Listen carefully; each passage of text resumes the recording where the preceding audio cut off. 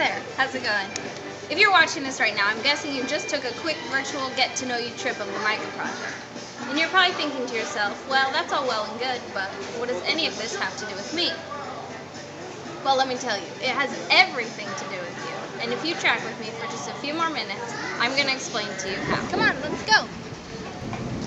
One of the most awesome gifts that God has given us is something called community. He surrounds us with people, friends, family members, co-workers, neighbors, social acquaintances, and fellow churchgoers. These people are everywhere, but community is not solely interacting in a friendly manner with these people. No, community is much deeper than that. Community is helping people. Community is reaching out. Community is bearing one another's burdens. Community is allowing others to help you bear your burden. God did not create us to be isolated beings. He gave Adam Eve. He gave Daniel 3 friends who stood by his side. To Jesus, he gave the 12 disciples. And he's given you and me each other. Paul gives us an analogy in 1 Corinthians of the planting of a garden. I planted the seed, he says. Apollos watered it, and God made it grow. He goes on to say that the man who plants and the man who waters have one purpose, and each will be rewarded according to his own labor.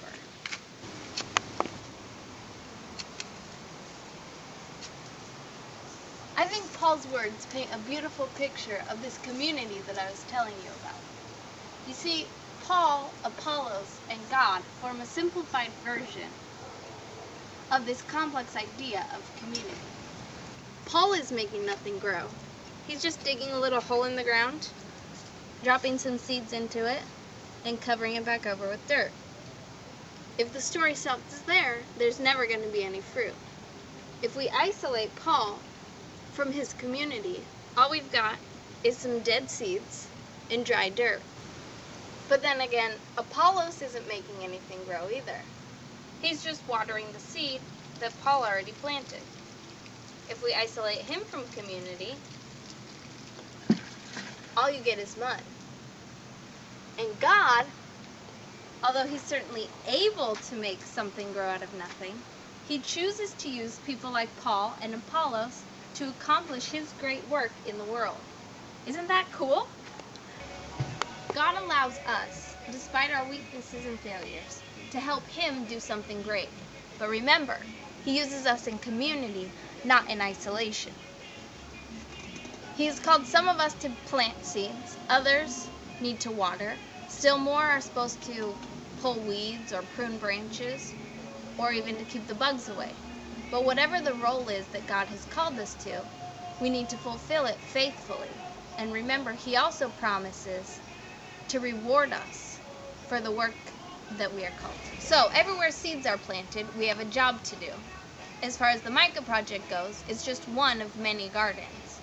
Seeds are being planted in these kids, but the work can't stop there. We need our fellow community members to come alongside of us, to water the seeds, to pull the weeds, to prune branches and encourage growth.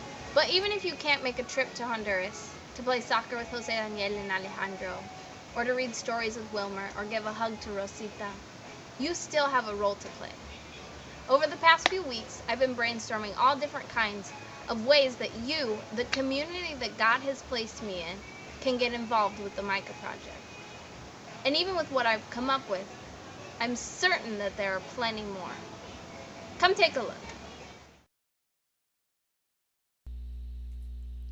The first and most pressing need right now is financial support. Since the Micah Project is a nonprofit organization, all of the missionaries must raise their funding from other means. As a new missionary there, my goal is $1,000 a month plus $5,000 to cover all of the startup costs of living on my own. As of now, I've received $3,640 from one-time donations, and there are commitments in place for $505 a month. God is answering prayers, but there is still a ways to go. If God has equipped you to serve Him in one of these two ways, whether by monthly support or a one-time monetary donation, please consider it a joyous opportunity to use the resources He has given you. But money is not the only ministry tool that God has given us. He has made every single person unique, and He has equipped each of us uniquely for the tasks He will give us. Perhaps you are a prayer warrior. The Micah Project needs as many of those as we can get. If you check out the Micah Project's website, you can find short bios on each of the guys in the project.